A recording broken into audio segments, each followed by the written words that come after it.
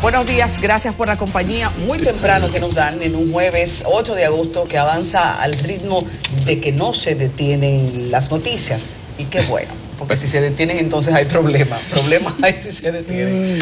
Familia, aquí está el equipo de Enfoque Matinal. Pablo Macchini, Yanesi Espinal, Nelson Rodríguez, todos les saludamos. Muy buenos días en jueves 8, un día más sumamente complicado en términos políticos. Y esta decisión del Tribunal Superior Electoral tiene un cocorícamo que vamos a tener que dilucidar aquí, porque la verdad es que el día sigue complicado. Muy buenos días, bienvenidas. Yanesi Espinal. Buenos días. ¿Bien usted?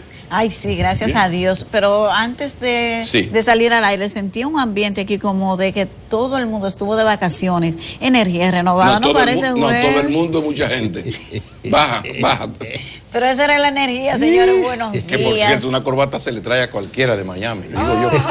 Ni chocolate creo que hubo. ¿Qué chocolate, cosa? Laura? Señores, muy buenos días. Encantada de compartir de nuevo con ustedes aquí en Enfoque Matinal. Y sí, hay muchísimas noticias, como siempre, pero qué bueno que podemos compartirlo con ustedes, analizarlo y verlo desde los distintos ángulos, ¿verdad, Nelson Rodríguez? Sí, señores, buenos días. Hay una canción de Amanda Miguel que se llama Mi Pobre Corazón. Se lo voy a dedicar a Yanesi Espinal. ¿Pero por qué? No, déjelo de ese tamaño. Yanesi, no te ves. Señores, tres cositas livianas.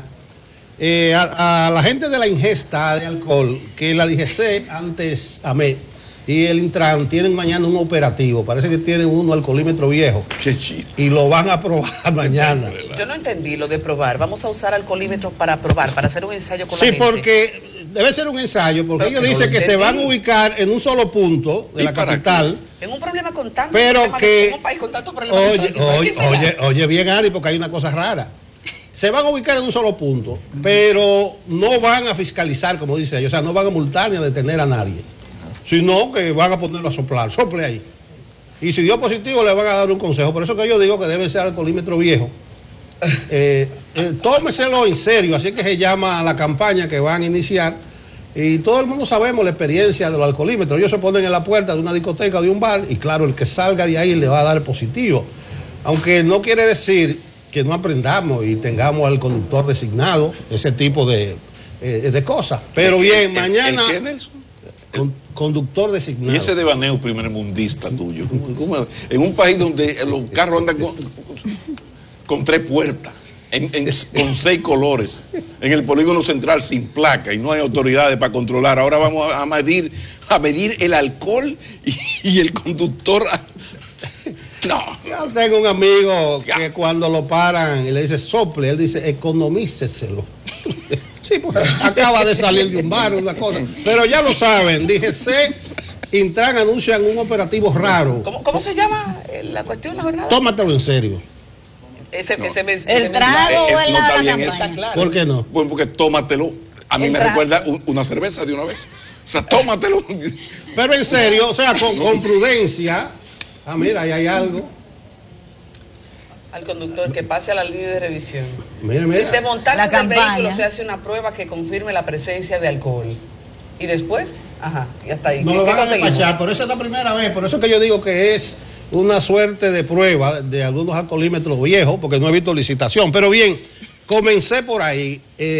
Nelson, ¿tú te imaginas que yo me tomé 1.5 cervezas y la DGC me detiene, yo me paso un 001 de lo que manda la ley y a mí se me va a poner una contravención? Muy bien, porque la merezco. Ahora a mi lado, la anarquía total pasándome por el lado. Entonces volvemos a lo mismo, la aplicación selectiva de las leyes. Eso es para aplicárselo al santo club de los pendejos, porque a la gente del terrorismo no se le aplican las leyes. Pero, excúseme usted. Esto es demasiado serio, yo pienso, para que con todo lo que se espera. Todo se nos espera. De esa categoría. Señores, pero yo pensaba que yo lo que iba a hacer era un anuncio, pero bueno. Era un simple anuncio que yo iba a hacer, señores. No se enojen por eso. Tocate un tema. Bueno, ya lo saben, que ese operativo es mañana. No sé y no dicen en qué punto de la ciudad, siempre se meten por los lados de la Lincoln, de la Lira, por ahí, porque ahí sí hay ingesta, ahí sí se bebe. Pero ahí están, los alcoholímetros reaparecen. Lo otro que quería decir es que Conatra, el amigo Antonio Marte, anunció que desde el próximo lunes aumentará entre 5 y 10 pesos el transporte público de pasajeros. Como lo anunció ayer, que era miércoles, yo sé que eso es Antonio Marte para negociar, así que hacen ellos. Vamos a aumentar el lunes, usted va a ver que ahorita lo llaman Industria y Comercio. Y sí, así es que hacen. Yo te estoy hablando. No, Antonio Marte lo tenemos aquí como serio, pero ese es el recurso que utilizan la mayoría de sectores y chantajean al gobierno de una vez. De todas maneras, un aumento de 5 a 10 pesos en el transporte va a hacer resentir el bolsillo del usuario que todavía no cobra el primer aumento, dice que será el 15, a pesar de que la resolución del Comité Nacional de Salario la puso retroactiva al 1 de julio. Por esas son las cosas de este país. Y termino, señores, por eso les decía que me dejaran esos 3 anuncios. El Banco Central anunció ayer, tenía una reunión con la banca, explicándole todos estos movimientos raros de la economía. Y me preocupó lo siguiente. Dice el Banco Central que en el primer semestre, o sea, enero, junio, la economía creció 4.7%. Yo diría solo creció. Aunque dice el Banco Central que mantiene el pronóstico de que al final de año el crecimiento será entre 5 y 5.5%. Pero lo que me llama la atención es lo siguiente, y ni siquiera lo voy a comentar, pero es una alerta a nuestro político, es lo siguiente. El Banco Central atribuye que solo creciéramos 4.5% a lo siguiente: entorno adverso internacional, ¿eso se entiende? Y más con esta guerra de Donald Trump. Y a lo siguiente, condiciones internas coyunturales que provocaron la ralentización en la producción. Esas condiciones internas coyunturales fueron los líos con la reforma constitucional, los debates, dime y direte. Entonces se confirma lo que decían algunos expertos economistas, lo que decían algunos grupos empresariales, que efectivamente ese dime y direte, ese tira y jala de nuestros políticos, en especial lo del partido de gobierno, estaba afectando la economía. Mírenlo ahí, lo dice el Banco Central, condiciones internas coyunturales, que quiere decir lío por la reforma constitucional. Lo dejo ahí. Bueno. Pero así van las cosas. Uno aquí, más que anunciarlo, lo ha advertido, que este asunto de la economía es asunto de tiempo, que en algún momento el ciclo de ralentización de la economía dominicana tenía que llegar, porque nosotros tenemos una luna de miel con la estabilidad macroeconómica y con el crecimiento, que venga Dios y la vea. Entonces, uno lo había advertido y ahí están los indicadores admitidos por el Banco Central, que es la máxima autoridad, la de mayor credibilidad en el tema, pero también los economistas de gran credibilidad, como Pavel Isa Contreras, el caso de Ernesto Selman y la CREES, pues todo el mundo apunta por ahí, que la economía ya no va a crecer y no está creciendo como en años anteriores, pero también ahí está esta colocación de 34 mil millones de pesos del encaje en la economía, es una señal de que las cosas ya no están tan bien como antes y había que buscar la forma de equilibrarlas. Entonces seguiremos en atención, y que sepan los PLDistas, que ahora están dedicados a hacerse daño entre ellos, que su niña linda, el gran mérito de sus gobiernos ha sido fundamentalmente uno, y es esa estabilidad macroeconómica que inspira, motiva la estabilidad política. Entonces se lo dejo de esa tarea, si ellos quieren seguir en lo suyo, muy bien. Pero lo que quería comentar, compañeros, es este asunto de la necesaria credibilidad que debe tener la Junta Central Electoral y el Tribunal Superior Electoral. Ellos tienen que aumentar, si la tienen, la confianza, aumentar el nivel de credibilidad, por lo que hablábamos ayer aquí del asunto de la cultura del no perder. O sea, que hay partidos que van a las elecciones a dos cosas, a ganarlas o a que un partido gobernante les robe las elecciones. No hay ninguna posibilidad de perder. Entonces, así es difícil la cosa. Al mismo tiempo, conocida y reconocida esta cultura, que también era la del PLD cuando estaba en la oposición, recuérdenlo, porque aquí somos cortos de memoria. El PLD no fue gobierno en 2000-2004 y llegó en el 96 y uno ya estaba aquí, ¿no? Entonces hay una cultura política, pero en ese escenario hay que ser sumamente cuidadoso con el asunto por lo que se nos va a echar encima. Por ejemplo, esto de la decisión del Tribunal Superior Electoral que acaba de anular las reservas de las candidaturas del PRM, yo no voy a analizarlas a profundidad, pero sí genera un gran problema para el PRM. El PRM ha hecho la tarea y sabe que sin un frente electoral, sin un gran frente electoral, no hay posibilidades de victoria. Y ese frente electoral, por supuesto, pasa por alianzas con otras organizaciones. Y en esas alianzas tú tienes que ceder. Entonces, el PRM, ¿por qué se quedó con un porcentaje de esas reservas? Bueno, para poder negociar. Ahora, esto le quita un arma importante al PRM. ¿Tiene la razón el tribunal? Posiblemente sí, posiblemente no. Esa es otra discusión que no voy yo a desarrollar aquí. Pero esto sí que viene a ser un gran ruido, porque lo que se le va a echar a la República Dominicana en febrero y mayo no es nada fácil. Y comenzamos a ver los trailers. Ustedes vieron lo que pasó con un movimiento que se llama Somos Pueblo. Entonces, Somos Pueblo quería sonar, porque gracias a Trump sabemos que en la política de hoy, sin ideología, Dios ni Carlos Marx, lo que importa es sonar, incluso negativamente, oigan, incluso negativamente.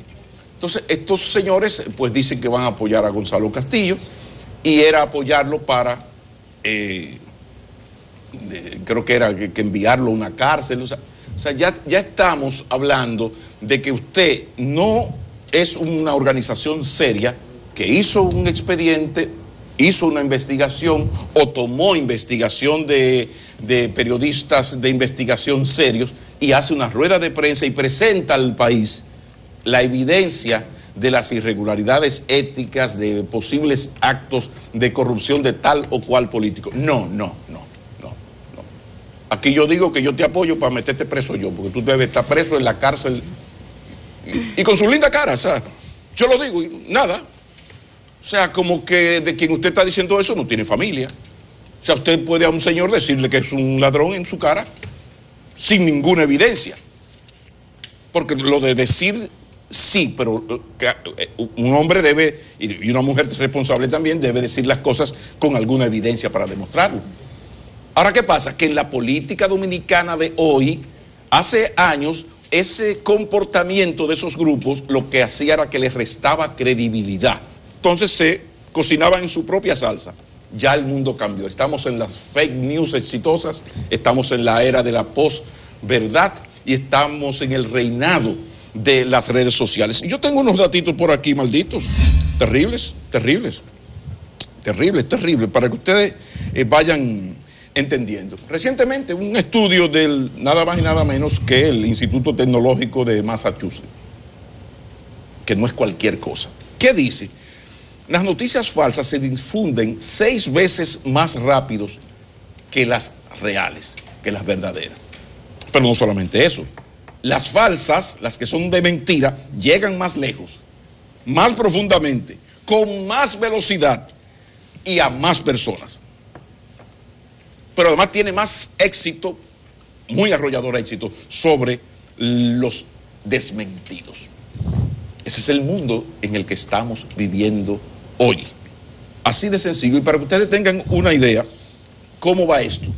En el 2008 habían 1.200.000 usuarios de Twitter. En el 12 pasaron de 1 millón a 18,2 millones. Y en el 19 va por 326 millones de usuarios de Twitter. Si eso era poco, hay 2.271 millones de usuarios de Facebook en el mundo. Sí, como usted lo oyó, 2.271 millones, 1.900 millones en YouTube, 1.500 millones en WhatsApp. Imagínense, recuerden en la época en que aquí la política la dominaba en términos mediáticos 5 canales de televisión, 10 emisoras y 4 periódicos.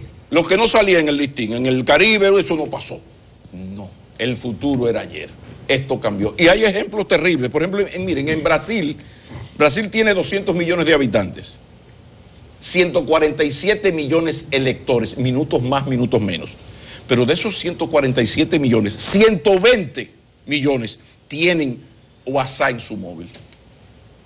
Entonces, en un nuevo mundo así, estas son cosas muy serias, porque lo que se nos va a echar encima a los dominicanos en el proceso electoral es una cosa terrible, y yo vengo alertándolo hace tiempo, insisto mucho en eso, e insisto en la necesidad de rescatar, aumentar la credibilidad de la Junta Central Electoral y la confianza y del Tribunal Superior Electoral.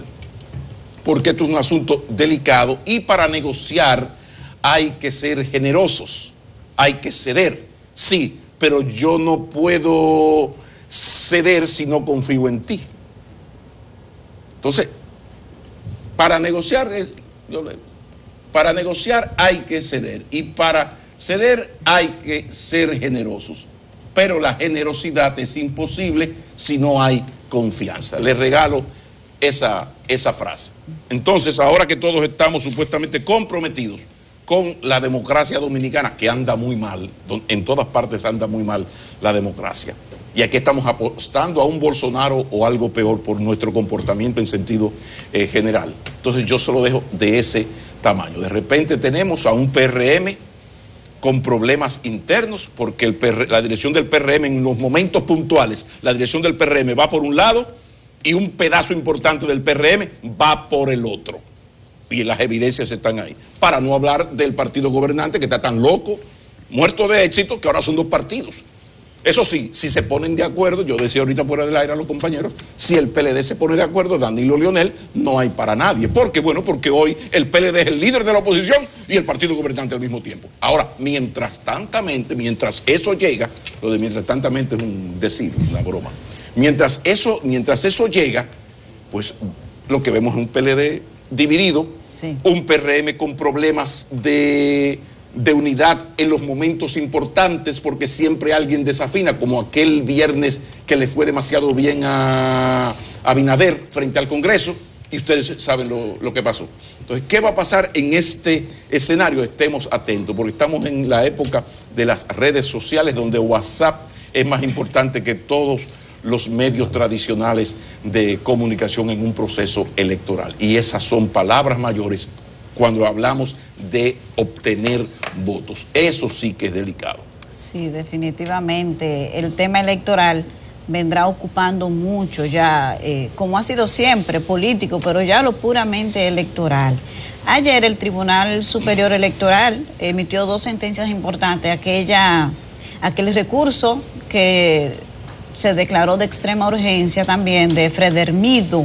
Fredermido volvió a la carga y sometió un recurso que buscaba inhabilitar la participación por la candidatura presidencial de los expresidentes Hipólito Mejía y Leonel Fernández. Ese recurso fue declarado inadmisible por el Tribunal Superior Electoral.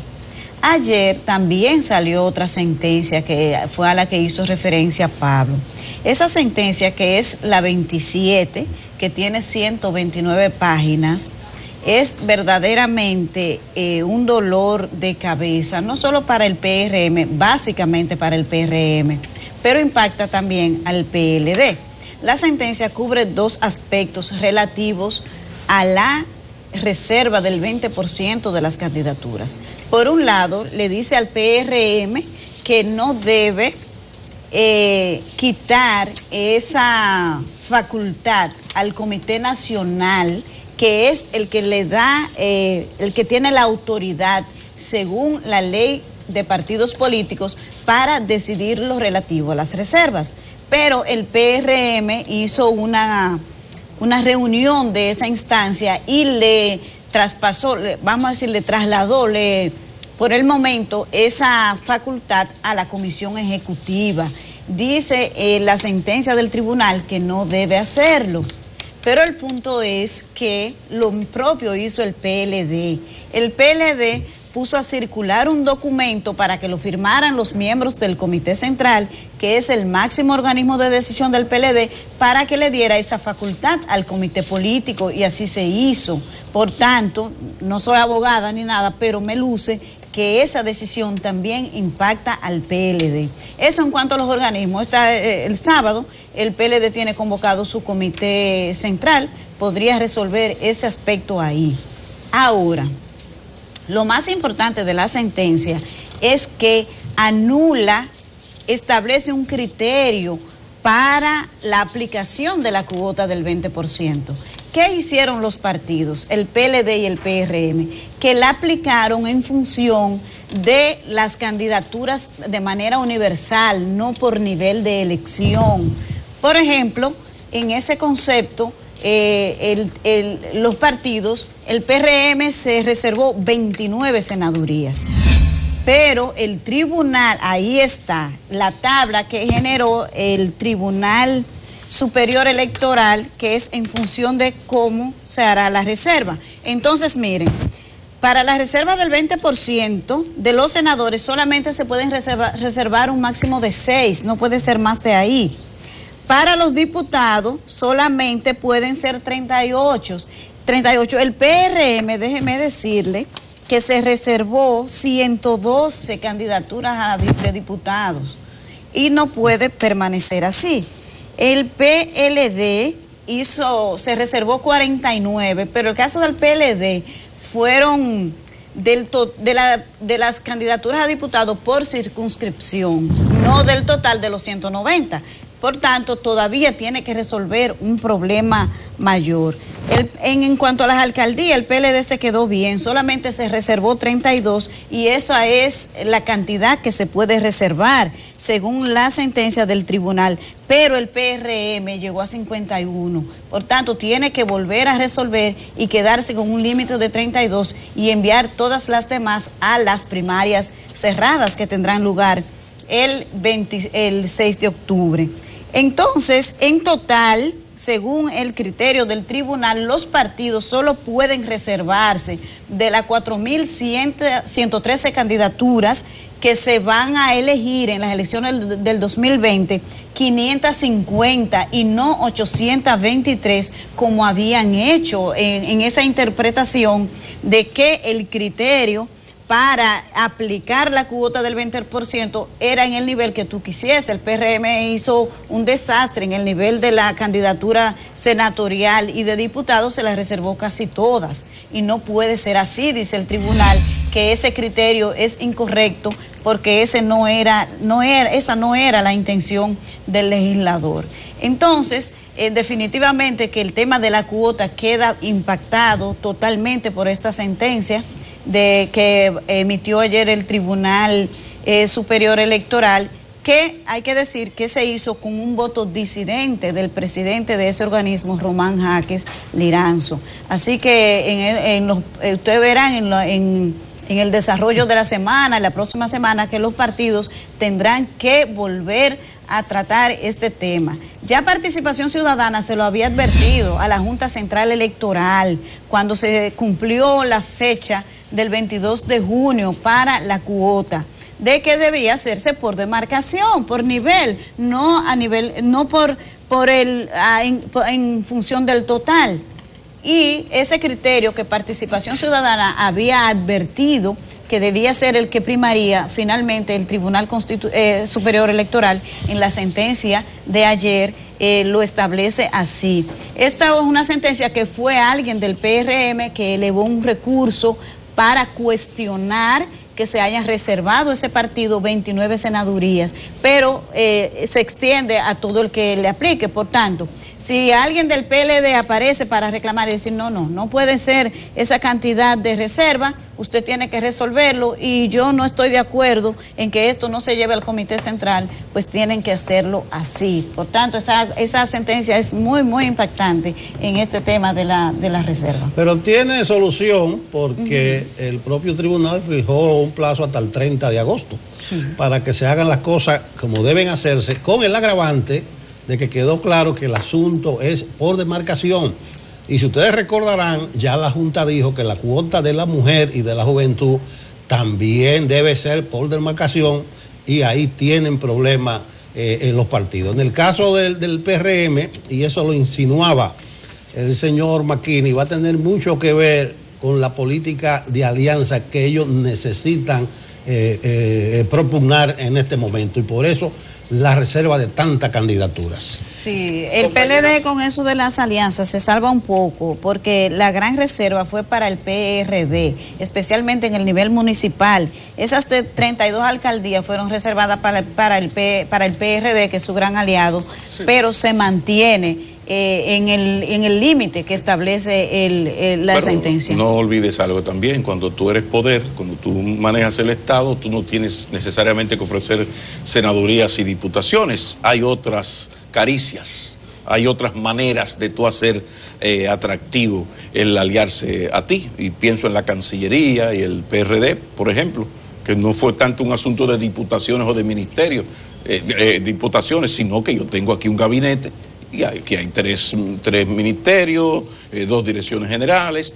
Aquí quien va a forzar realmente es el PRM, que, insisto, necesita y muy mucho barrer para adentro, porque el PRD, mientras tanto, que es el PRM, fue duro y ganó elecciones cuando con Peña entendió eso mismo, que hay que barrer para adentro, sumar, y después ya veremos. Pero vamos a la pausa comercial, y cuando regresemos tenemos en la entrevista principal a Guido Gómez Mazara, un hombre duro de la política que en los últimos años ha estado envuelto en una batalla de la que en breve él tendrá más detalles en su PRD, porque sí, Guido es del PRD.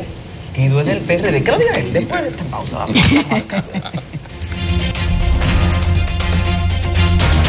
Guido Gómez Mazara, dirigente político, vamos a dejarlo de ese tamaño, es nuestro invitado de esta hora, no para una entrevista, sino para una conversación, porque entre viejos amigos, ¿qué te voy a preguntar yo a ti?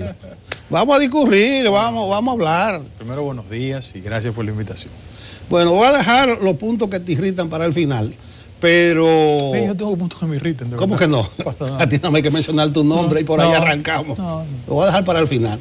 Vamos a ver, a propósito del Tribunal Superior Electoral, no te voy a preguntar de esa sentencia, sino que tú tenías algunas instancias, algunos fallos pendientes. ¿En qué están las objeciones que tú estás haciendo? Ok, repitiendo las gracias por la invitación, nosotros estamos técnicamente, como se llama en el lenguaje jurídico, en estado de fallo.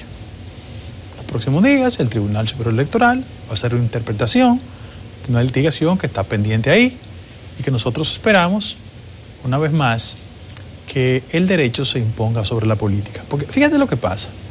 En la discusión institucional que hay en el país, yo siento que los partidos políticos, que fueron creados a imagen y semejanza de sus grandes caudillos, esa es la verdad, no han entendido su cuerpo directivo, que la sociedad dominicana de hoy en día no se parece al país de los años 70 y 80. Y que existe todo un régimen, un ordenamiento de carácter legal que hay que respetar. Por ejemplo, en la reforma del 2010, a la gente se le olvidó de que los partidos políticos en el artículo 216 fueron constitucionalizados. Es decir, las reglas de comportamiento de los partidos políticos tienen que ser la Constitución de la República. Y que existen 2 disposiciones importantísimas, la 1519 y la 3318, que fue parte de un consenso entre los partidos políticos, sociedad civil, tendente a establecer una ruta en la conducta interna de las organizaciones. Y hay mucha gente que no ha hecho la transición entre el modelo autoritario y el régimen institucional que hay que cumplir. Por eso hay inclusive reacciones no del todo racionales cuando el Tribunal Superior Electoral, otra instancia, dicta decisiones que obligan a la gente a cumplir con la ley. Tu alegato es que es ilegítimo el periodo de la dirección PRDista. Tanto de Miguel como de los demás. Correctamente. Y el fundamento mío es que la modificación estatutaria tendente a autoelegirse presidente del partido no solo viola la ley, sino que rompe con la tradición partidaria de 40 años, donde el mecanismo de elección de las autoridades partidarias ha sido que toda persona registrada en el padrón vote. Y el compañero Vargas Maldonado pretendió transformar el método democrático por un método de convención de delegados. O sea, en el siglo XXI eso técnicamente es imposible bajo la cobertura de que la ley 3318 sobre partidos y organizaciones políticas obliga al establecimiento de un estatuto, una formalidad legal. Sí, pero las formalidades legales no se pueden hacer al margen de la ley. Sí, pero Vargas Maldonado, es lo que he leído, volvió sobre sus pasos y la Junta Central Electoral, al parecer, con su presencia, con su supervisión, legitimó el proceso nuevo. No, eso es un golpe mediático. Y en los tribunales no son los medios de comunicación, es la ley. Nosotros depositamos la documentación en esa dirección. ¿Por qué? Porque de conformidad con la ley 1519, yo pienso que es importante que hagamos este ejercicio de conversación racional, inteligente, para que la gente sepa, porque en definitiva son valores democráticos los que se están discutiendo. Establece la ley 1519 en su artículo 18, capítulo 16, lo siguiente: conforme lo establece la ley que rige la materia, la responsabilidad de organizar, administrar, supervisar y arbitrar conjuntamente con los partidos, agrupaciones y movimientos políticos el proceso interno para la escogencia de candidatos a cargo de elección popular, las elecciones primarias o convenciones que celebren los partidos para elegir sus candidatos y o nombrar sus candidatos a cargos electivos, procurando en todo momento que éstas sean efectuadas con estricto apego a lo que la ley dispone. ¿Qué dice la ley? Que los partidos ya no están en facultad de organizar los procesos internos, sino es que la Junta Central Electoral los convoque de forma subsidiaria. Pero que algo más, si tú lees la sentencia en la que se fundamenta el Tribunal Superior Electoral para la decisión que el país conoce hoy perfectamente, es una sentencia muy fresca. Y lo invito a que la gente la lea, inclusive por un problema de cultura jurídica. Es la siguiente sentencia, mírenla, reciente, la sentencia 0214 del 19, de hace 2 semanas, que fue, repito, el fundamento que utilizó el Tribunal Superior Electoral. Dice lo siguiente: a que con este artículo de la citada ley, porque se modificó el artículo 45, se cercena la democracia interna de los partidos, movimientos y agrupaciones políticas, ya que si se le otorga la exclusividad a los comités central, comisión política o su equivalente, están impidiendo que la democracia interna se materialice, pues esta decisión le impide la participación en las decisiones importantes a la membresía de los partidos políticos. ¿Qué ha dicho por vía de sentencia el Tribunal Constitucional? Miren, señores, es verdad que los estatutos de facultad de la autoridad partidaria, pero cuando los estatutos conculcan derechos fundamentales, evidentemente se tornan ilegales. ¿Por qué? Porque la ley 3318, y yo estoy haciendo sobre todo las cosas la de abogado, porque es importante que la gente sepa que una cosa es la discusión producto de la pasión partidaria y otra es la reflexión institucional. ¿Qué dice la ley 3318? Mire, dice lo siguiente, que es la ley de partidos y agrupaciones políticas, reciente, fresca. Dice lo siguiente, su artículo 27, 4. El procedimiento para la renovación de los órganos directivos y la escogencia de sus dirigentes a partir de la votación periódica de los miembros de la organización política, auspiciando una amplia participación de la base del partido. ¿Qué decimos nosotros? Que cuando tú generas un mecanismo de convención de delegados, tú violas el artículo 27, su capítulo 4, y el 28 dice lo siguiente: los partidos, agrupaciones y movimientos políticos renovarán periódicamente y mediante mecanismos democráticos los puestos de dirección de sus órganos internos de conformidad con los periodos que fijen sus estatutos, sin que en ningún caso la duración de estos periodos exceda el tiempo de mandato consagrado constitucionalmente. ¿Cuál es la esencia de la discusión nosotros? Bueno, que el compañero Vargas Maldonado tiene más de 4 años dirigiendo el partido y que evidentemente la ley lo obliga a que sea un procedimiento abierto, democrático, participativo. Y a eso es lo que estamos discutiendo. Mira, la gente podía pensar que hay una carga de carácter personal en este tipo de procesos. Y yo quiero ser reiterativo. Miren, la sociedad dominicana necesita que los mecanismos institucionales sirvan de contrapeso a la tradición autoritaria que se expresa en los partidos políticos, pero en todos los sectores de la vida nacional. Hay como una raíz autoritaria entre nosotros. Y tú ves, en el día a día del análisis de cosas importantes, tú dices, ven acá, ¿cómo es posible que en este país hace 4 años hubo un político que dijo que había que redondear la votación para garantizarle a su partido, tú recuerdas perfectamente, una cuota, y que por vía de consecuencia esa cuota le garantizara recursos. Bueno, no, la ley es la ley. Yo recuerdo a la principal autoridad de la Suprema Corte de Justicia decir en un proceso, mire, usted es responsable de esta acusación, pero pídale disculpas públicamente para resolver este problema. ¿Tú recuerdas otro caso? Yo lo recuerdo. Es decir, yo te he dejado expresarte legalmente. Claro. Ahí está tu razonamiento. Tú dices que está en estado de fallo este último recurso. Personalmente reconozco tu persistencia. Vamos a decir, el Sísifo Guido. Va y viene, va y viene. Un periódico contabilizó 14 o 16 fallos adversos de tu ida y venida al Tribunal Superior Electoral. Tú vas a coger, como creo que debe ser, este último fallo, lo dejará de ese tamaño, te reconciliará con tu partido. ¿Cuál es tu ánimo actual? Vamos de atrás adelante. Yo no me estoy peleando con mi partido. Yo tengo una discrepancia institucional con quien mal ha administrado la gestión institucional. Con Miguel Vargas. Y el día... Por eso que dicen que desde que te mencionan el nombre de Miguel... No, hombre... Sí, esa es la percepción. Te digo en el fondo. Dime. Tener a Miguel de control es muy divertido porque él es muy errático. De verdad, te lo digo honestamente. Entonces, la verdad de esto, en esta discusión, al margen de las personalidades, tú tienes que reconocer que el PRD ha hecho 80 años de vida institucional en el país. Y que cuando la discusión se ha traducido en votos, el sector que se fue del partido demostró electoralmente que tiene un mayor nivel de legitimidad. Ahora, en esta parte de la observación de los aspectos que no se ven de la discusión política, estoy evocando la frase de Martí reproducida por Bush, de que en política había cosas que no se veían que eran mucho más importantes que las que se veían. Yo quiero decir lo siguiente. Tú reconoces que la raíz de la construcción de las altas cortes tuvo un altísimo componente de cuotas de reparto político. Eso es así. Y eso ha dañado el funcionamiento de la institucionalidad democrática. Y yo solo como recordatorio debo decir lo siguiente. Ese tribunal, el anterior, que nos dio tantas sentencias desfavorables, a mí y a otros sectores de la vida nacional, porque esto no es personal, es el mismo tribunal que después de su función, esos miembros fueron, uno designado embajador en Israel, es mentira mío, es verdad. Otro salió de ahí a ser el representante del PLD en la Junta Central Electoral. Y otro había llegado desde la Diputación de Villa Altagracia a la membresía del Tribunal Superior Electoral. Es la debilidad institucional que hay en el país. ¿Y qué nosotros estamos diciendo? Señores, administrenos el derecho, no la política.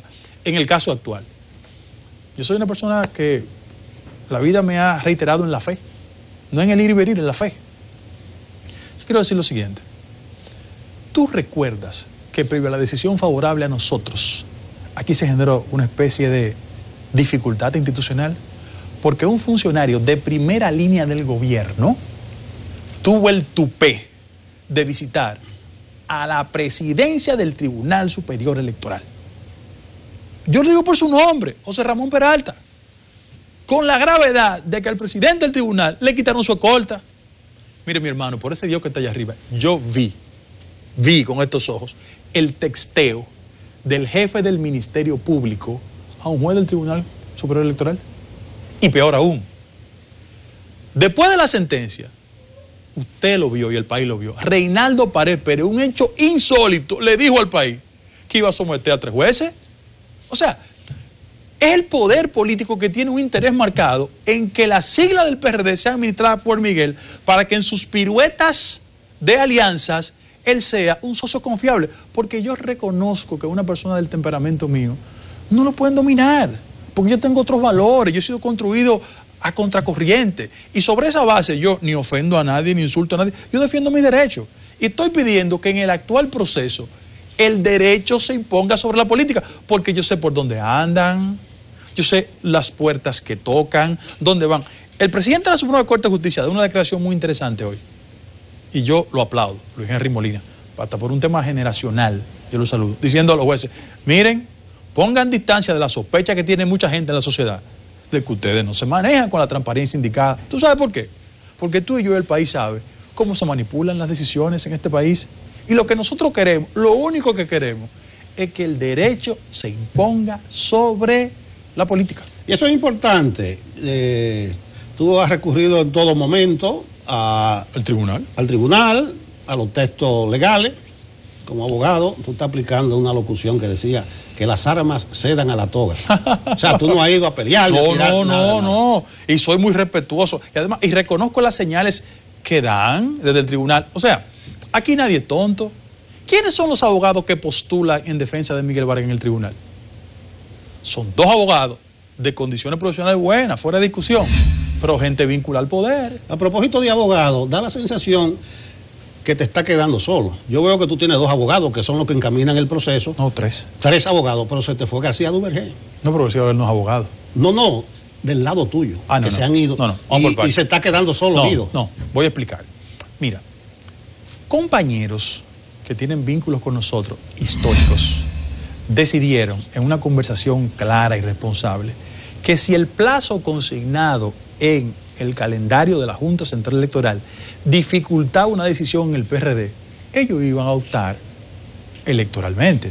Y sería una mezquindad de mi parte decirle, por ejemplo, a Tonti o a Francisco o a Rudy, no aspiren. Eso fue un acuerdo que hicimos. Sí, pero García Duvergé, tú dijiste una palabra ahí, no la memorizo, sí. Como que no se fue solo, que se fue acompañado. No, porque él hizo una parada técnica donde Miguel Vargas. Yo dije. Y reconozco que en la sociedad dominicana hay plena conciencia de que el que se va donde Miguel no lo hace por la formación teórica, intelectual y académica y su compromiso con la sociedad dominicana. Hay otros factores que intervienen ahí. Una parada técnica, eso sí, me gustó. Sí, una parada pero técnica. Vamos a dejar el derecho. Pero ten su legítimo derecho, perfecto. Yo creo que eso... vamos a discurrir un poco de la política. Yo te presenté como dirigente político, ni siquiera como dirigente del PRD, porque tú trasciendes la sigla del PRD. Pero a propósito del PRD, vamos a hablar un poco de la política de alianzas. Miguel había dicho que solo con Danilo iba en alianza. Ayer dijo a su gente que no se involucre en los procesos internos de los otros. Lo que tú te ríes, Guido. Sí. Tú sabes que yo cuando era niño, en el edificio donde viví, escuchaba mucho, donde López Molina, escuchaba mucho a La Lupe. Hay una canción de Lupe que se llama Teatro. La Lupe Victoria. Sí. Falsedad bien ensayada, estudiado, simulacro. Mira lo que pasa. Las élites políticas viven subestimando la inteligencia de la gente. Primero, yo te dije que es muy divertido tener a Miguel de adversario político. Fue errático adelantarse y decir que estaba con Danilo, una locura. Primero porque las alianzas se hacen intuito organización, no intuito persona. Bueno, después de ese error, ¿qué él hace? Anuncia ayer de que nadie se inmiscuye en eso. ¿Por qué? Porque en el proceso de competencia interna ya le han cogido la seña. El documento que firmó Gonzalo Castillo, siendo endosado por 126 alcaldes, cosa a la que tiene derecho, había 2 alcaldes del PRD, 2. Y la pregunta que uno se hace, ¿qué hacen 2 alcaldes del PRD vinculándose a conflictos de carácter interno? Entonces, él hace un repliegue táctico porque él presume que en la decisión a tomar en el Tribunal Superior Electoral, él necesita algún tipo de auxilio oficial, que si él cierra filas públicas con uno de los precandidatos, va a tener problemas. El otro tema es Leonel Fernández, que tendrá muchas razones porque tener una factura pendiente con él.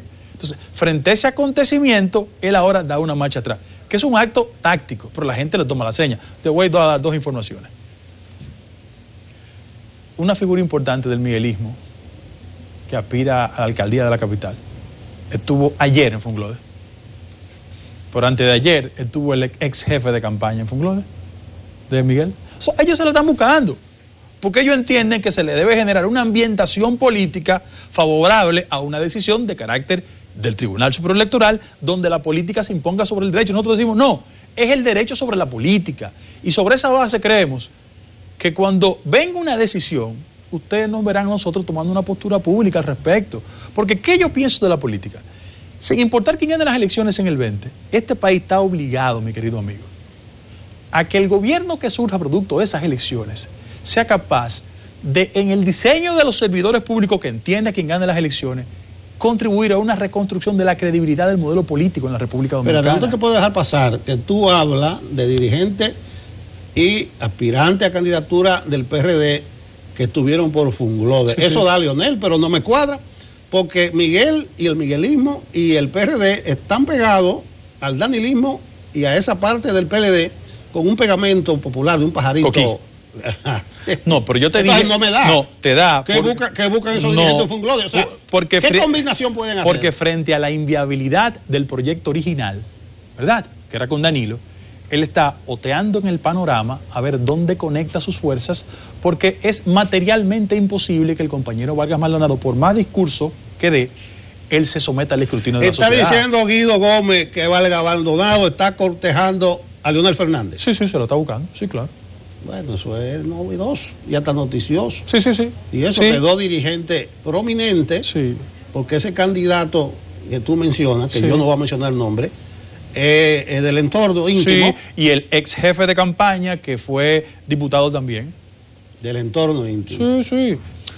Se está moviendo en esa dirección, porque ellos necesitan oxígeno.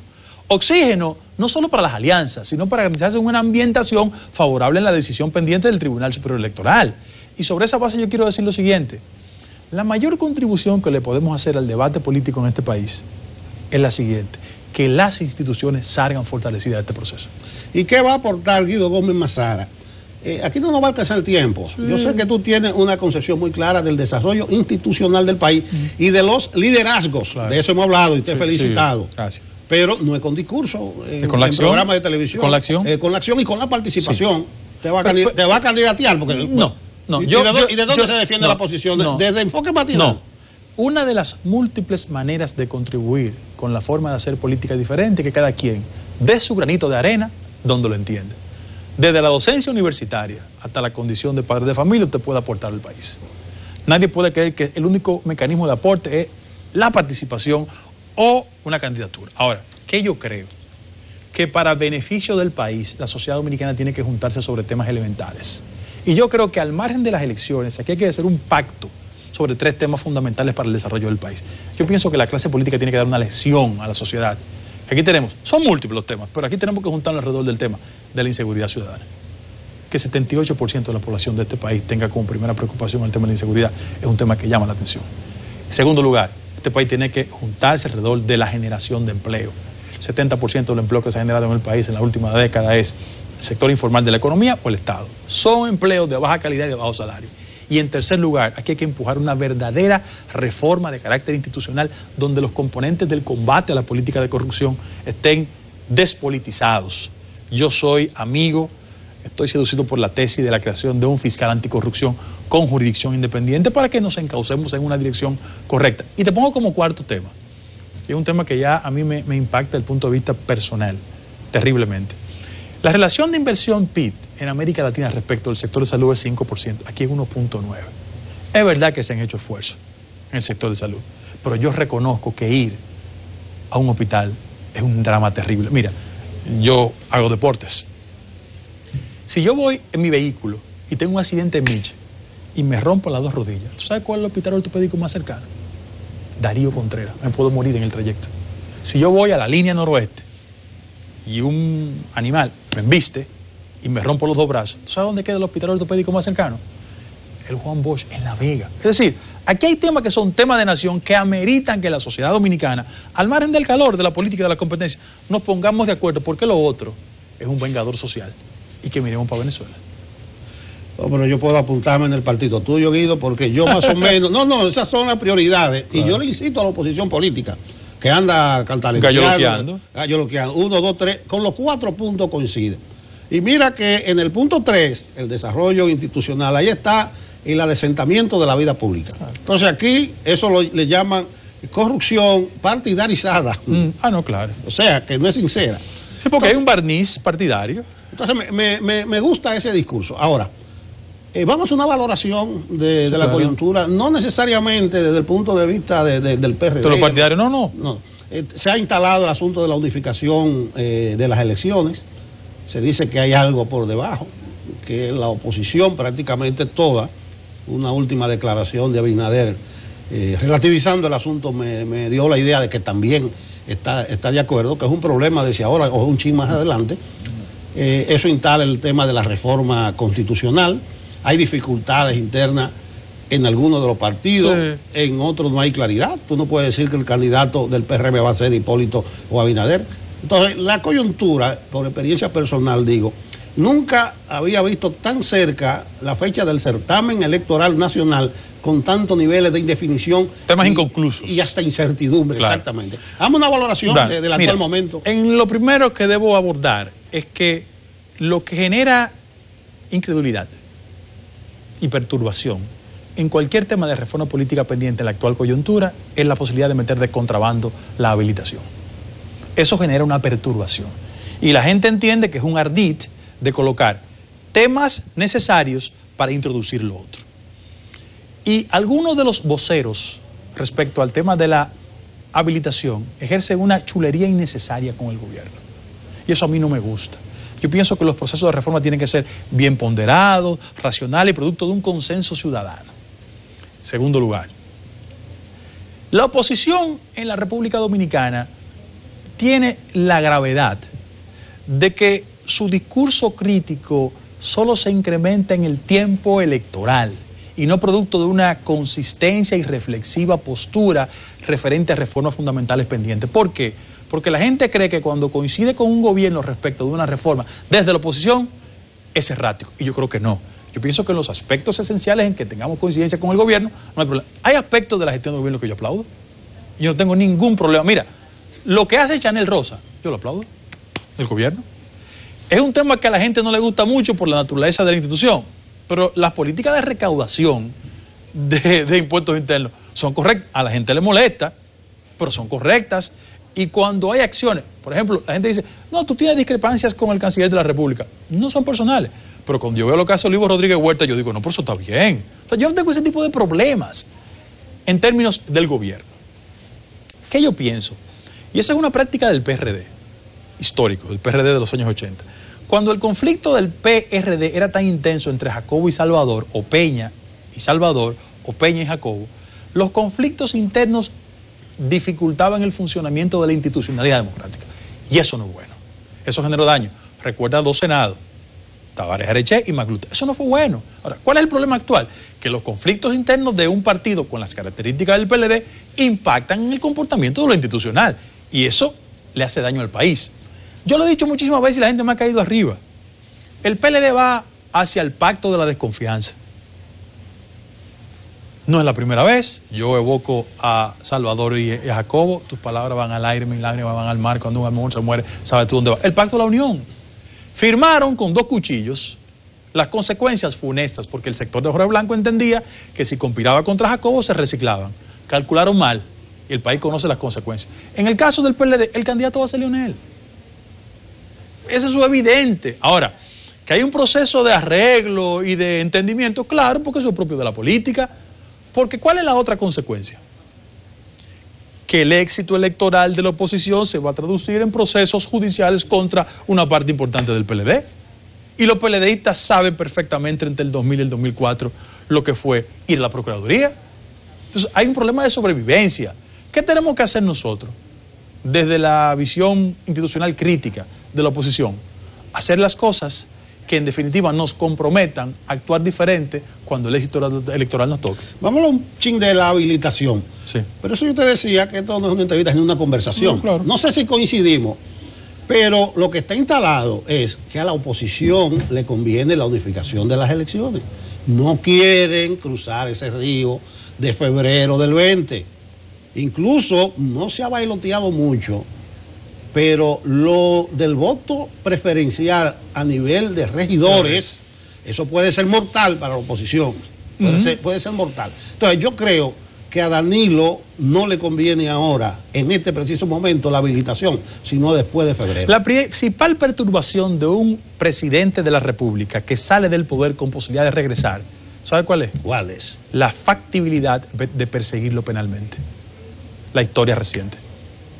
Si tú crees que es mentira, mira lo que pasa en América Latina. Pero no nos vayamos tan lejos. República Dominicana. Dicen que la historia sirve para muchas cosas. Rafael Estrella Ureña era la figura de mayor prestigio en este país. Trujillo arma una candidatura para impedir, bueno, por un lado obstruyó la extensión de Horacio Vázquez, pero cuando él se instala y compite contra Federico Velázquez, la figura de prestigio era Estrella Ureña. Al año después de ser electo, entre comillas, lo manda de embajador a Italia y lo persigue políticamente. Y espera el 52 para ser los miembros de la Suprema Corte de Justicia. Déjame matarte el gallo en la funda. Sí. Tú has dicho que Leonel va a ser el candidato, sí, y va a ser el fruto de un pacto.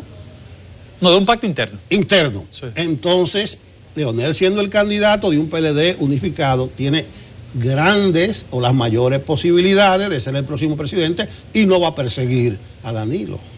Lo que pasa es que una gestión presidencial que se inaugure en el 20 puede garantizar que desde el partido se coloque en Procuraduría una persona con afinidad partidaria, cosa que es traumático para la salud institucional del país. Lo que no puede tener el control sobre otros estamentos de la sociedad y sectores de la llamada sociedad civil. ¿O tú crees que Correa pensaba que Lenín Moreno iba a accionar penalmente contra él? No fue Lenín técnicamente. Lenín le metió preso al vicepresidente, pero fueron sectores de la llamada sociedad civil. Pregunta qué pasa con Valera actualmente en Panamá. Eso es un proceso. El proceso que más enriquece es el proceso de Colombia, porque el mundo global no permite eso. O sea, Uribe es la figura de mayor impacto electoral en Colombia en los últimos 20 años. Él endosó a Santos del Ministerio de Defensa. ¿Qué hizo Santos? Bueno, tuvo problemas. Y el actual presidente Iván Duque también tiene dificultades. ¿Tú sabes que han sido citados, entre otras personalidades en Colombia, 12 presidentes, Pastrana y Uribe? Es decir, hay mecanismos de persecución de la corrupción que tú no vas a poder controlarlo. Y, por ejemplo, con lo que yo acabo de ver de la Fiscalía de Perú hoy, ya los seudónimos salieron en Perú. ¿Qué garantía hay que no salgan aquí? Que no tengan su nombre. Por ejemplo, yo debo decir que a mí me llama profundamente la atención el hecho de que los nombres que han aparecido solo se circunscriban a 3 personas que el país conoce perfectamente, ¿no? El tema de Punta Catalina es un tema que habrá de generarle perturbaciones futuras. Entonces, cuando Danilo Medina genera una habilitación, él se hace blanco de posibles persecuciones porque al final de la jornada la gente lo puede sentir un político con posibilidad de volver, con un sector interno del PLD que controla y con una potencialidad innegable. Entonces, hay que pensar mucho, hay que ser muy reflexivo. A mí me gusta mucho el modelo norteamericano. Cuando la gente acababa conmigo en el 2002, yo decía 2 periodos y para su casa. Bueno, si eso se hubiese instalado, la renovación del liderazgo político sería lo mejor. Porque el argumento de un sector es el siguiente. Danilo dice, sangre nueva. Ajá, sangre nueva en el 20.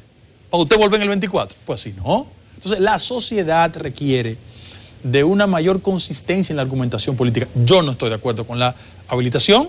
Yo pienso que Danilo Medina ha hecho un gobierno con luces y sombras y que al final de la jornada su contribución va a ser mucho más importante desde la condición de dirigente político, consejero, y él es una persona que ha tenido 40 años de vida. La habilitación te distancia de tu partido, que ya ha opinado al respecto, y sobre la unificación de las elecciones, que es un tema político muy actual. Y tú hablabas de chulería ahorita. Yo entendí que hay una gente que quiere meter bajo el manto de la habilitación el asunto de la unificación. Sí, claro. Yo pienso que todo proceso para pensar una reforma constitucional, en la medida que crea las condiciones para una habilitación, se desacredita. Tan elemental como eso, porque lo van a meter de contrabando al final de la jornada. Y la sociedad dominicana no puede estar con esta intranquilidad constante. Si aquí hubiese un liderazgo con sentido de madurez, aquí estuviéramos firmando todos un pacto para que el pacto sea no tocar la Constitución en materia de modificación de la presidencia. Guido Gómez Mazara, despídase. Mira lo generoso que estoy yo. No, con la gracia de siempre. Y que la gente sepa que al final de la jornada uno cambia, porque los años pasan, pero es muy difícil uno negar su naturaleza. Yo soy una persona que tiene un origen y una naturaleza que la va a defender. Y yo ni me paro en el Parque de Independencia a darle pedra a nadie. Yo mis conflictos los canalizo institucionalmente. Y lo único que quiero y aspiro es hacer una contribución democrática tranquila, sin excesos, sin insultar a nadie. Bueno, pero parece que no es verdad y que tú tienes una fijación con Miguel, porque te lo mencioné el nombre y discurriste bien en Santa Paz. Eso no es verdad, eso no es verdad. Sí, yo me junto con sus amigos, con sus hijos y hablo muchísimo, que la gente, en este país todo es personal y eso no puede ser así. Bueno, las gracias a Guido Gómez Mazara. Yo espero que nos juntemos por ahí, aunque tenemos 2 impedimentos que no son constitucionales. Tú sabes el mío y yo sé el tuyo, pero ni modo. Pero hay que hacer ejercicio. Gracias, Guido. Gracias a ti. Nosotros continuamos con Enfoque Matinal. Gracias por estar con nosotros tempranito, actualizando cómo funciona la información para este día. Queremos ir al semáforo iniciando con la luz roja.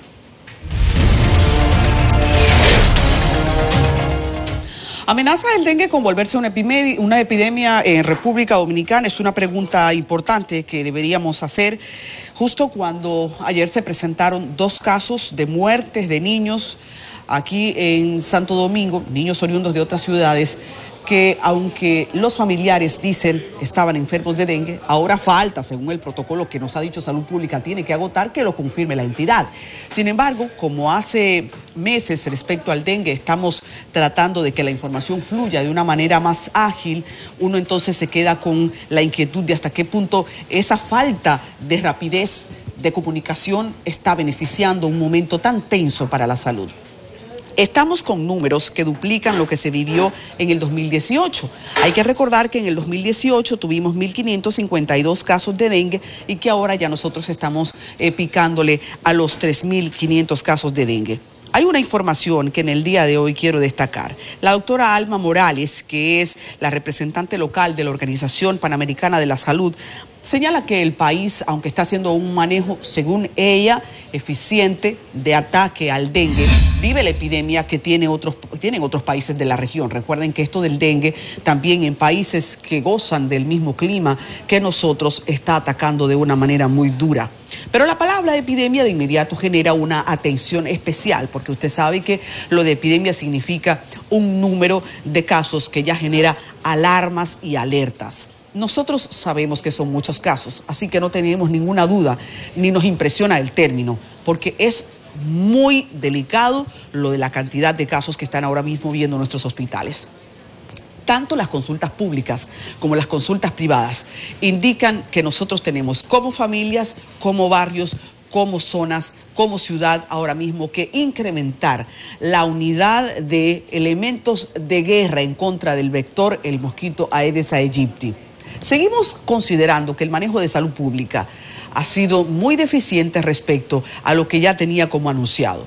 No podemos esperar, y en eso coinciden todos los expertos, que los casos se multipliquen como lo tenemos ahora, más de 3.400 casos picándole a los 3.500, para entonces hacer sensata cualquier política. Si ya sabemos que una condición climática y el año está generando una alarma e incremento de casos, no podemos esperarlo. Hay que mantenerlos operativos y eso es lo que recomienda la Organización Panamericana de la Salud y todos los entendidos en el tema.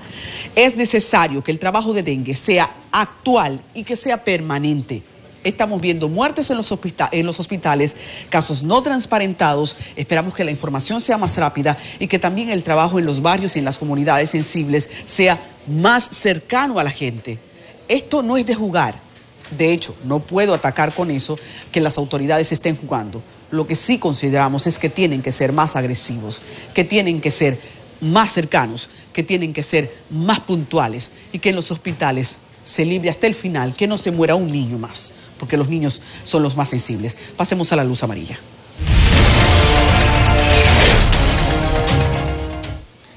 CONATRA ha anunciado en el día de ayer, luego de una muy esperada reunión, porque ya generaba la expectativa del anuncio de un aumento del pasaje, que esto podría producirse. Ayer en un encuentro, entonces a la prensa formalmente han anunciado que a partir de la próxima semana el precio del pasaje interurbano aumentará. 5 o 10 pesos, lo que decida aumentar CONATRA, será significativo para el bolsillo del trabajador que tiene que sacar eso de su diario. El argumento no queda claro. Se refiere al aumento del salario mínimo como una excusa para el aumento que ahora transfieren al pasaje, al pago de la seguridad social. Y yo digo, ¿pero será que los choferes están recibiendo por parte de CONATRA estos beneficios? Definitivamente no. Lo que pasa es que hay que librar campañas en ciertos escenarios con las excusas que sea. Esto, aparte de lo irregular que suena, encuentra de frente a la autoridad. Según la ley que categorizó al Intran con la fortaleza y el imperio que tiene ante todo el transporte, es el Intran quien tiene que aumentar los pasajes. ¿Y esta bola cómo la veremos pasar? El Intran cederá esta semana ante los caprichos de CONATRA, nos iremos a una guerra, ahora protestas, ahora paros. ¿Qué más veremos en el tránsito para que el orden se haga imponer? Bueno, definitivamente es un tema. Y es un tema que sigue dando la desilusión de que todavía el Intran, pese a que va recibiendo en el camino todas las fortalezas legales que necesita, no se empodera de eso. y nosotros seguimos todavía con un caos en el tránsito que no solo se ve en cómo conduce la gente, sino en cómo los organismos formalmente ya en el tiempo apoderados de como estos sindicatos del transporte continúan utilizando sus mismos métodos y esos métodos les funcionan.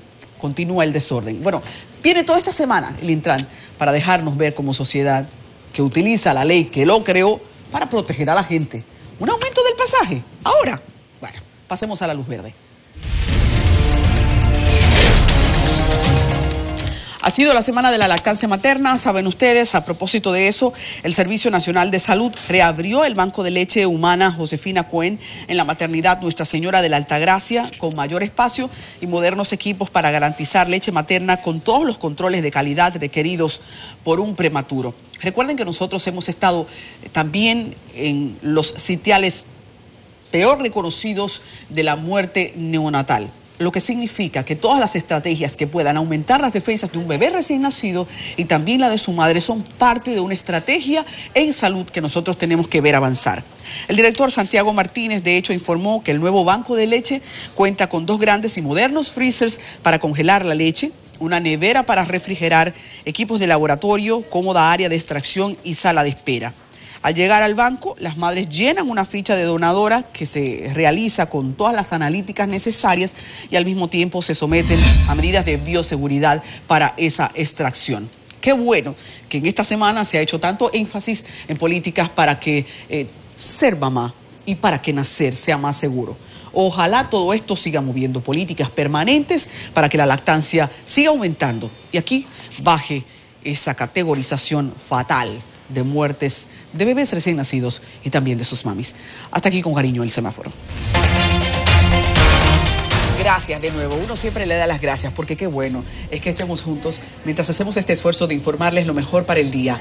Ahora está el profesor doctor Tomás Caraballo, es justamente el director de la Escuela de Medicina de la Universidad Tecnológica de Santiago UTESA. Nos trae noticias y por eso lo hemos invitado tempranito. Profesor, buenos días. Buenos días, gracias por la invitación. Nosotros estamos acá promoviendo cosas nuevas para el país en sentido general, no solo para UTESA. Usted para unos profe, para otros simplemente doctor, cuando lo ven en el hospital, en el Moscoso. Realmente. No igual, en el Moscoso Puello me ven como doctor y como profesor. Igual también. Porque soy el jefe de enseñanza del hospital. Y realmente, mira, hoy estamos en una actividad importantísima en Herrera, que es donde está la Escuela de Medicina de UTESA. Allí tenemos un operativo médico y a la vez el lanzamiento de lo que es la licenciatura en optometría. La licenciatura en optometría es la primera vez que se va a establecer aquí en el país, porque realmente no teníamos optometría a nivel de grado. Entonces, gracias a la interacción y los acuerdos de colaboración con la Universidad Interamericana de Puerto Rico, que sí tienen una gran escuela de optometría, y en colaboración con el Instituto contra la Ceguera y el Glaucoma de aquí de la República Dominicana, se ha elaborado un programa ya aprobado por el MESID y que ya está abierto a todo el público, ¿no?, para hacer una licenciatura en optometría. Bueno, se preguntarían qué era lo que teníamos entonces. Bueno, claro, hay mucho. Todo esto surge de una necesidad, supongo. Ustedes han visto en el mercado una necesidad, un vacío. Los médicos necesitaban esa especialidad de una cantidad de pacientes que generaba también esta urgencia. De hecho, no sé, tú ves muchas personas que tienen lentes, ¿no? Entonces el optómetra se ocupa de ese campo.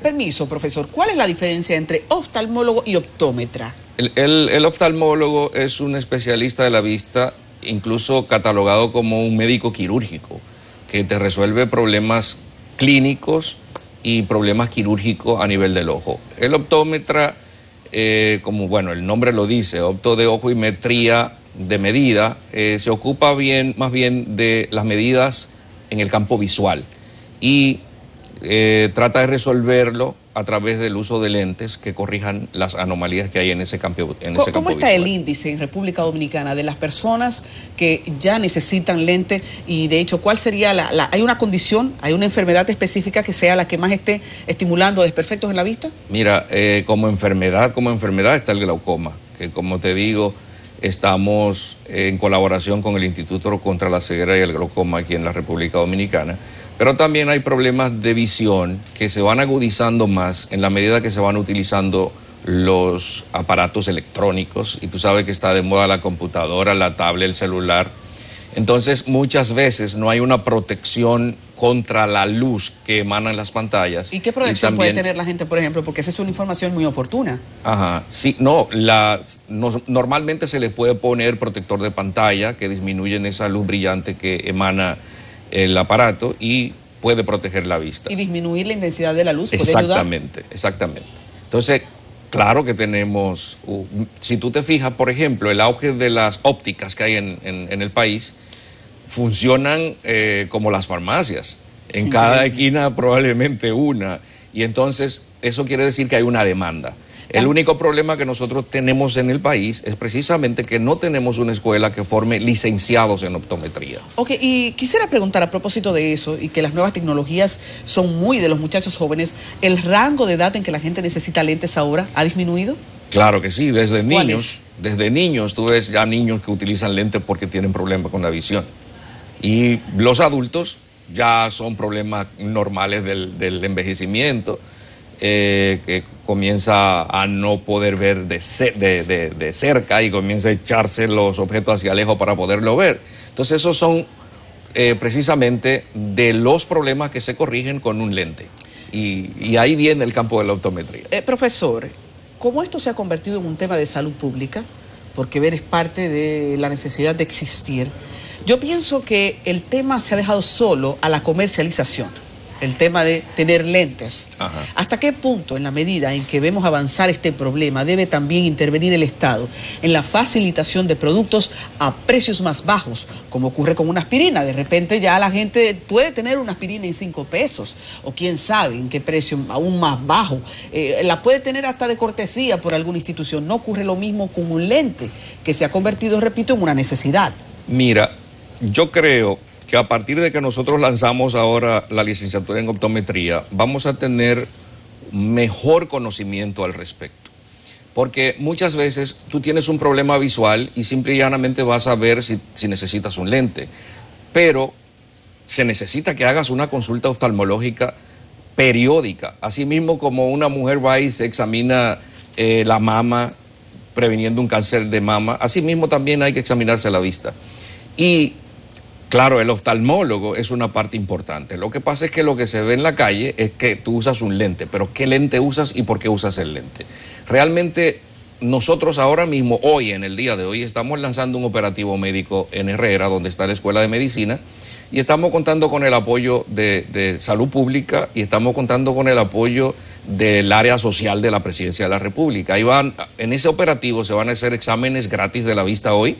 Se van a entregar las lentillas al que la necesite gratis también. Eso, y el que necesite un lente también se lo van a hacer y en 10 días se le va a entregar gratuitamente. ¿Gratuitamente? Gratuitamente. Pero esa es una notición, profesor. No solamente eso. En ese operativo, ¿qué más tenemos? Nosotros vamos con una brigada de estudiantes entrenado por el área 7 de salud a peinar, como decimos, todo el área circundante a UTESA para fines de descacharramiento y abatización. Es decir, vamos a eliminar todos los cacharros que colectan agua, vamos a poner larvicidas en los lugares donde ellos colectan su agua y vamos a instruir con conferencias sobre cómo prevenir dengue y cualquier otra enfermedad transmisible. Entonces. O sea, todo eso lo tiene Herrera hoy gratuito, gracias a UTESA.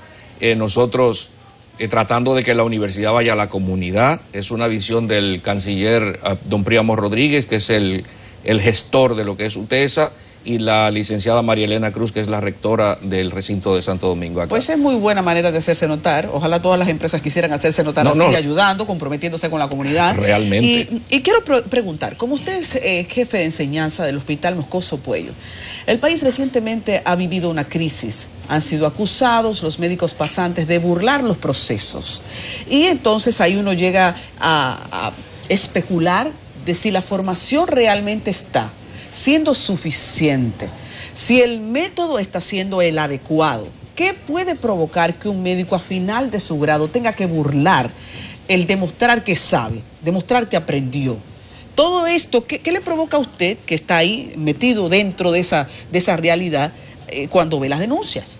Mira, no se puede decir a 100% esto es cierto, 100% esto es falso. Puede haber de todo, como dicen, hay de todo en la viña del Señor.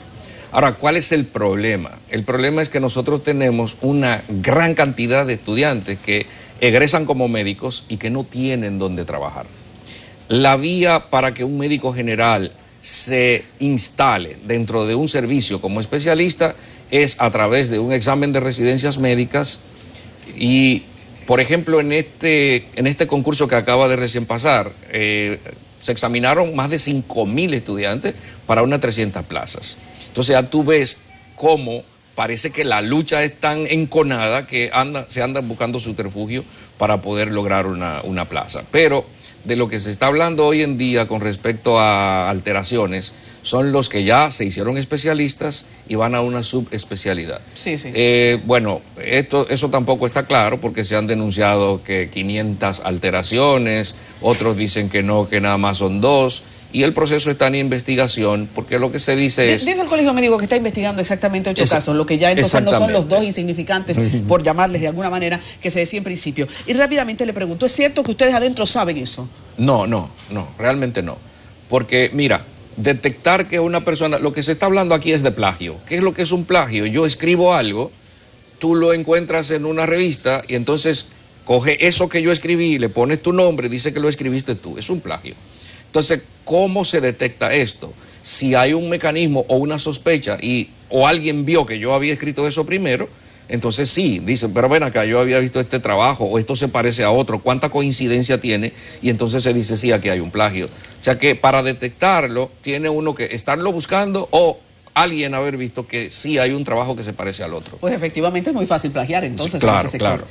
Profesor, muchísimas gracias por estar con nosotros. A la gente de Herrera, atenta a lo que puede aprovechar para este día porque es una muy buena noticia. Vamos a la pausa. Gracias. Este fin de semana pasado se generó una noticia que escandalizó al país tras los allanamientos, vieron ustedes en Villa Vázquez, en una peluquería en la que la gente pudo ver a través de un video grabado la actuación policial irregular y también de una fiscal. A propósito de eso, la ex fiscal, y decimos ex porque recuerden que en los interrogatorios ella ha renunciado, Carmen Lisset Núñez Peña, es involucrada en esta supuesta implantación de drogas en la barbería El Maná de Villa Vázquez, ha salido del país, según hemos tenido información de último minuto, para evitar las investigaciones en su contra sobre este hecho. Una fuente nos ha confirmado que la fiscal se encuentra en el Bronx, en Estados Unidos, y que su salida podría ser porque los investigadores habrían encontrado armas y droga en su casa cuando hicieron allanamientos. Hay que recordar que la ex fiscalizadora de Villa Vázquez renunció a su posición en medio de este escándalo porque quedaba muy evidenciada. Una comisión especial designada por la Procuraduría, encabezada por el procurador adjunto Bolívar Sánchez, realiza investigaciones por el caso, pero esta es la novedad que también entonces es un elemento de escándalo. Ay, sí. Porque una persona de su conocimiento de la ley, salir del país en este momento es un sinónimo a sustraerse de un proceso investigativo penal. Bueno, si la señora huyó, eso la incrimina más. Sí. Caramba. Bueno, caramba. Esta es la fotografía de la ex fiscal Carmen Lisset Núñez Peña en un momento en que Villa Vázquez está escandalizado. Siguen aquí los jóvenes de la peluquería en Santo Domingo en medio de los procesos de investigación y unos interrogatorios que dice el procurador adjunto que se han extendido, pero todo esto... Ella aparece en el video que se hizo viral el pasado fin de semana. Ella llega al lugar, a la peluquería donde se está realizando el supuesto allanamiento, así que bastante cuestionable el accionar de esta exfuncionaria del Ministerio Público. Es un punto negro que en un momento en que uno quiere creer que se transparentan las instituciones de persecución del crimen, vuelve a llamar la atención hacia el descreimiento. Y eso hace que la sociedad sienta falta de confianza en un momento en que la confianza ya es pobre, se empeora la confianza de las investigaciones vinculadas al narcotráfico y al microtráfico. Es terrible porque si bien la DNCD ya ha sido manchada por la actuación de muchos policías en ocasiones, lo del Ministerio Público nunca había sido tan evidente. Entonces, que una fiscal se involucre, una fiscalizadora en este caso, se involucre de manera directa en una actuación irregular para poner drogas, ha generado que la gente se sienta sensiblemente afectada, porque ya se han tenido muchas denuncias aisladas que uno nunca podía demostrar. Este caso ganó un escándalo con los méritos de lo que significa eso para una sociedad en la que el microtráfico ha llenado los barrios y en la que las instituciones del orden tienen que ejercer un rol. El abogado Félix Portes representa a las víctimas. Estamos tratando de contactar vía telefónica para saber cuál es su posición. ¿Lo tenemos ya? Lo tenemos. Félix, buenos días. Adis Burgos de este lado y todo el equipo de Enfoque Matinal. Tenemos una información de último minuto de que la ex fiscalizadora de Villa Vázquez ha salido del país. Quisiéramos tu reacción a propósito de que representas a las víctimas en esta categoría. En el caso son víctimas, ¿verdad? Sí, sí, de ser cierta esa información, Adis, es una información muy grave, porque nosotros estamos preparando una querella penal y entiendo yo que las autoridades debieron tomar las medidas precautorias, ya que es una situación muy grave, todo lo relacionado a ese hecho y a todo lo que ha ocurrido posteriormente. Y una pregunta, Félix, ¿es normal que en este punto de la investigación no hubiese un impedimento de salida en contra de esa señora?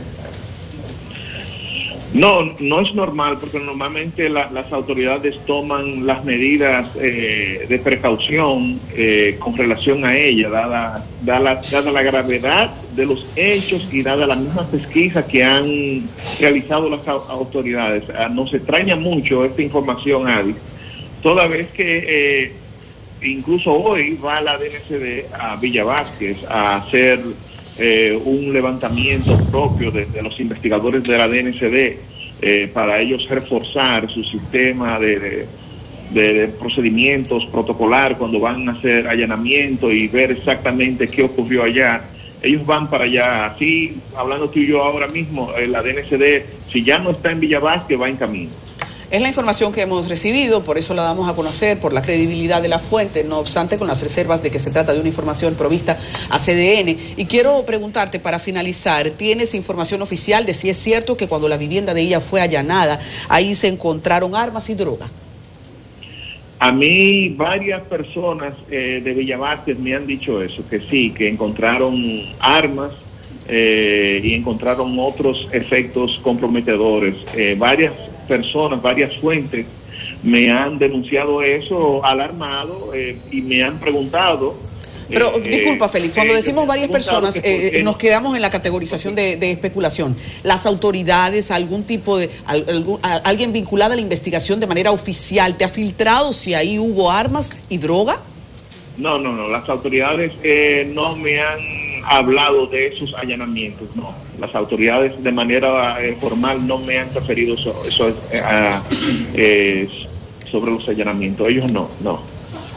Bueno, pues con toda la indignación del caso y a espera de que continúe un proceso que la sociedad pueda ver y que ayude a creer en el proceso, te agradecemos por esta llamada. Gracias a ti, siempre. Bueno, ahí está la información. Terminamos, señores. Definitivamente. ¿Cómo era que hacía el policía? Ay, Dios mío. ¿No era así? Ay, esto sí. Pero usted no estaba de vacaciones cuando eso pasó. No, pero ahí vi el video de ese video.